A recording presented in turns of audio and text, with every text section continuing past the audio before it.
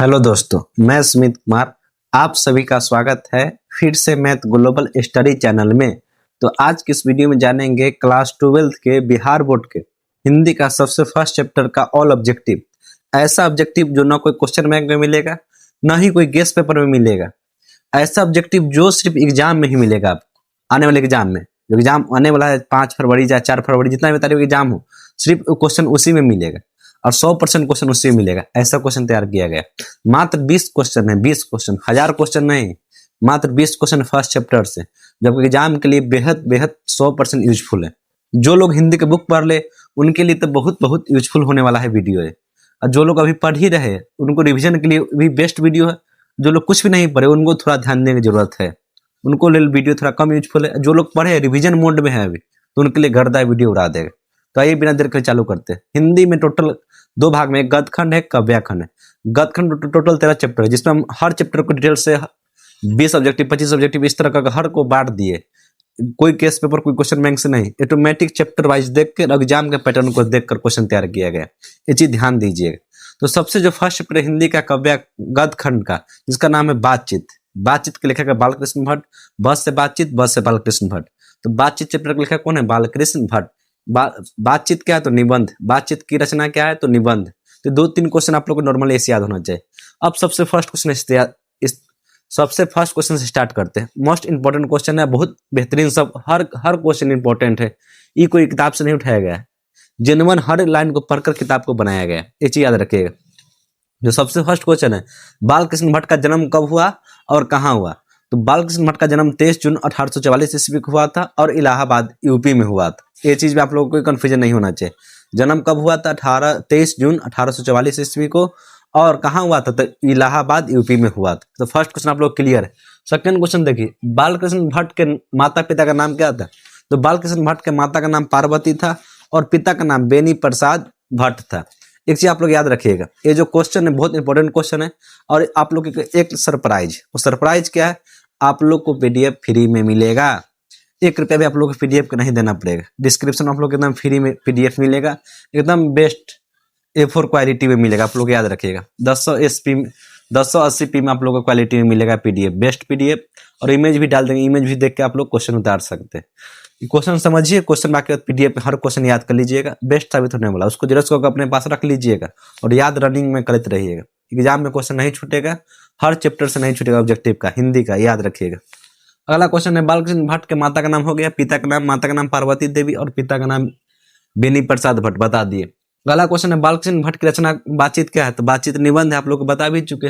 बालकृष्ण भट्ट किस युग के निबंधकार है? अगर आपसे पूछे बालकृष्ण भट्ट किस युग के निबंधकार है, तो बालकृष्ण भट्ट भारतेंदु युग के निबंधकार है। अगर आपसे एक और क्वेश्चन पूछ दे, बालकृष्ण भट्ट किस काल के रचनाकार है, तो बोलिएगा आधुनिक काल के कवि।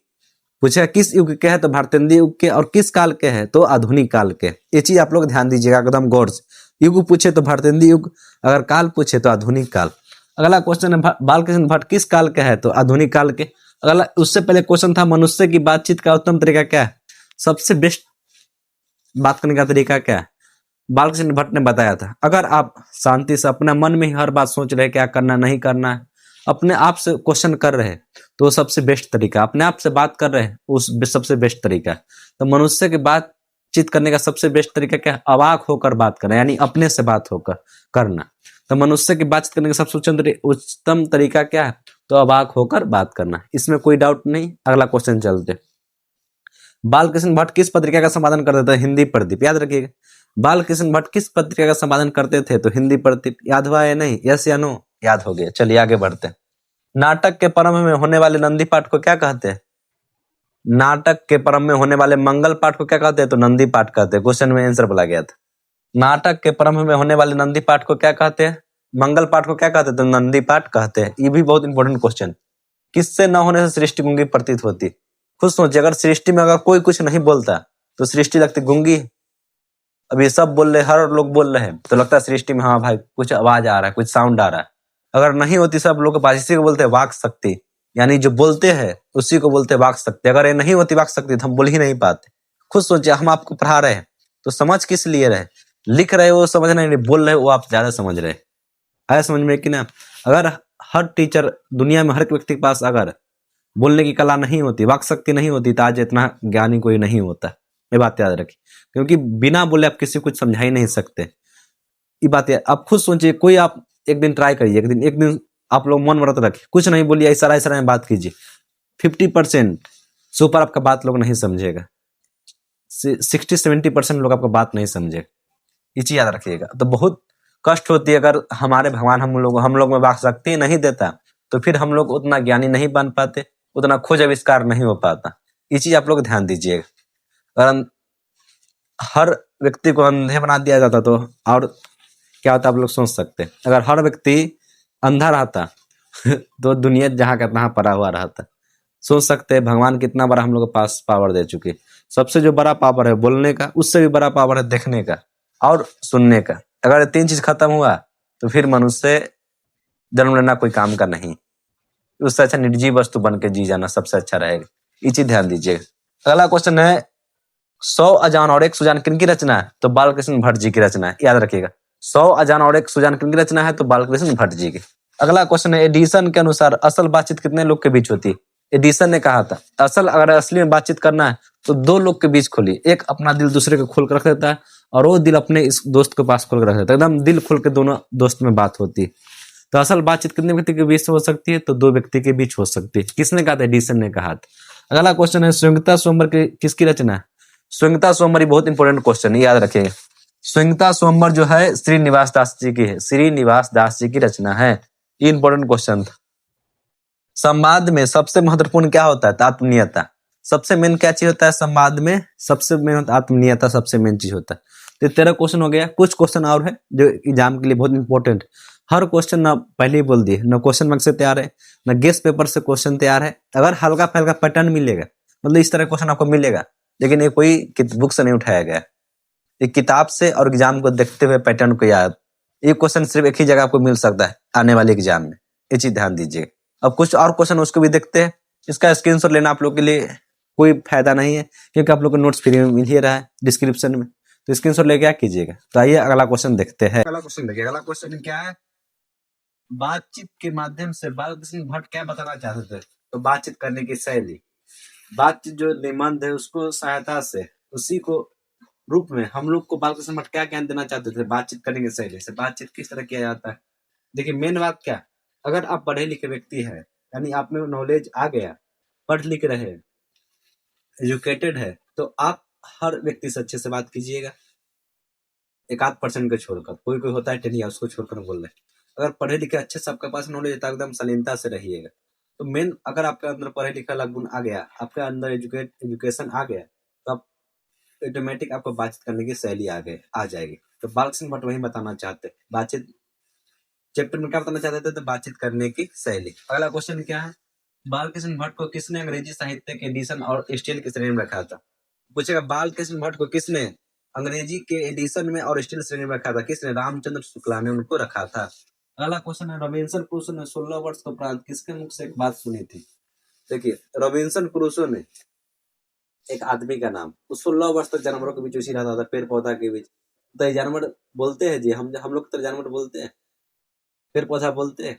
तो उस तरह 16 साल गुजार दिया। बताइए, जो व्यक्ति को कान में एक आवाज नहीं गया, हाँ हूँ या है वह है, कोई भी हम लोग जो बोलते वो आवाज उनको 16 साल तक नहीं गया।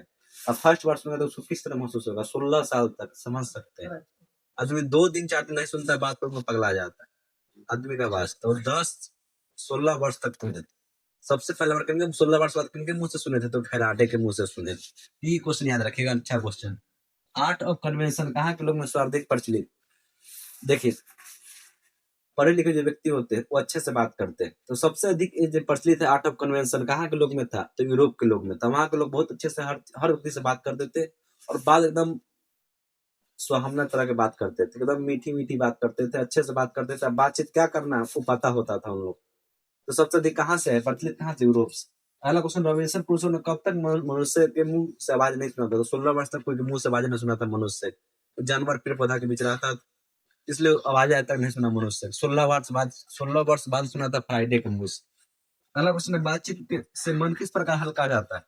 बातचीत से मन क्या होता था? हल्का और स्वच्छ हो जाता है। बातचीत कर देखिए, अपना मन में कोई बात दबा के रखिए तो ना हम बोलवे ना करेंगे।